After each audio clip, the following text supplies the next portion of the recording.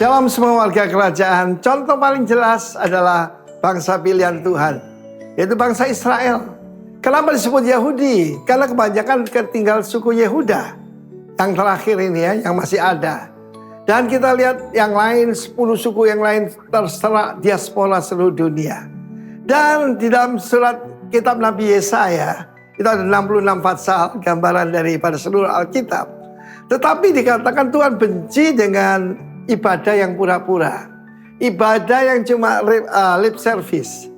Karena itu di dalam ayat 10 dari Yesaya 48 dikatakan, sesungguhnya aku telah memurnikan engkau, namun bukan seperti perak, tapi aku telah menguji engkau dalam dapur kesengsaraan. Dengar tentang Holocaust, 6 juta bangsa Yahudi ada di dalam kamar gas, ada yang dibakar hidup-hidup, diperlakukan dengan tidak semena-mena, dianggap bukan manusia, dan sebagainya.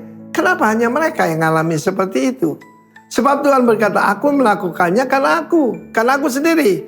Sebab masakan namaku dinajiskan, aku tidak memberikan kemuliaanku dengan yang lain. Tuhan tidak pernah membagi kemuliaan dengan yang lain. Tapi dengarkan aku, hai Yakub, dan engkau Israel yang kupanggil. Dia tidak lagi dipanggil Yakub, dia dipanggil Israel. Aku yang tetap sama, aku yang terdahulu, aku juga terkemudian. Tuhan membuat pernyataan, ya, I was, dan juga I am, and I will be. Itu nama Tuhan.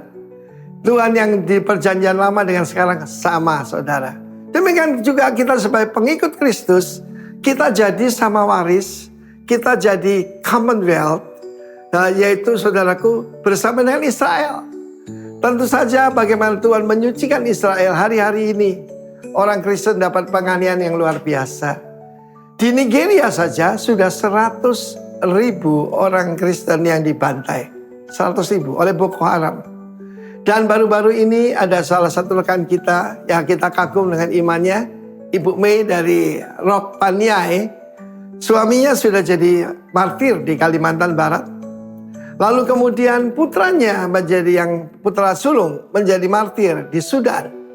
Dan setengah tahun yang lalu putra ketiga berkata, Mama, beta mau ketemu dengan yang membunuh kakak untuk melepaskan pengampunan. Mereka pergi sana dengan rombongan 8 orang. Dan mereka tergerak untuk pergi ke Nigeria. Tempat pembantaian tuh saudaraku. Mereka dibunuh di satu tempat di mana mereka tinggal untuk kebaktian juga dibakar hidup-hidup, tidak ada bekasnya. Tetapi apa yang terjadi pada Bu Mei? Dia lebih cinta Tuhan. Hari ini waktu saya rekam, dia sedang berpuasa 3 hari 3 malam. Tidak untuk yaitu menyalahkan Tuhan, bertanya pada Tuhan, tetapi untuk minta kekuatan daripada Tuhan. Karena dia tahu cara satu-satunya untuk dites adalah dalam dapur penderitaan, dapur kesengsaraan.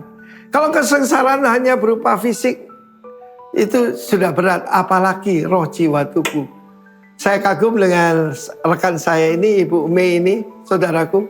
Waktu suaminya dan anak sulung meninggal, dia cuma meratap satu bulan.